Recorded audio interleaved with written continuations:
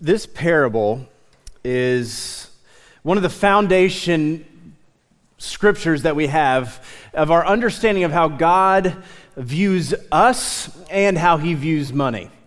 There's a lot of thought when it comes about money or finances or the word that we like to use, stewardship. And there's a lot of emotion around money and those things. But I believe what the scriptures are pointing us to is it is possible to live a flourishing life in all categories. But if we want to have a flourishing life, we have to understand that we need to do it with God's heart, with God's mission. We just have to do it his way. If you've surveyed Jesus' ministry and everything that he talked about, I mean, we've been in it for 2 years. We had to do at least one more week before we gave it up. But it is possible that Jesus, throughout his entire ministry, about 25% of the conversations he had and the teachings that he had, 25% of them had to do with finances or money.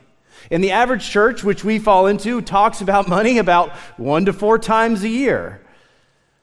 And yet people still, at the end of the day, say that churches only care about money.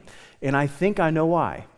See, fear is the number one reason we don't do anything. Some people say that we don't give because we're greedy or stuff like that. And that might have some things to do with it, but I would say that's like 1% of the population.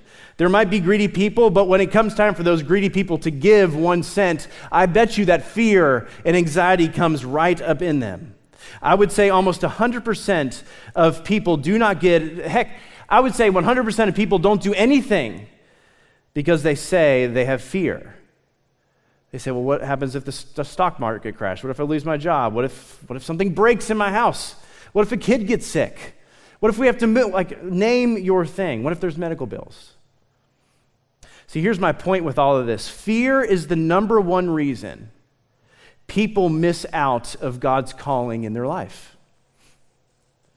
Fear is the reason people say that church only cares about money. It is because we do not have a category in our brain. We don't have a category in our heart for kingdom work, to giving to kingdom work in our life.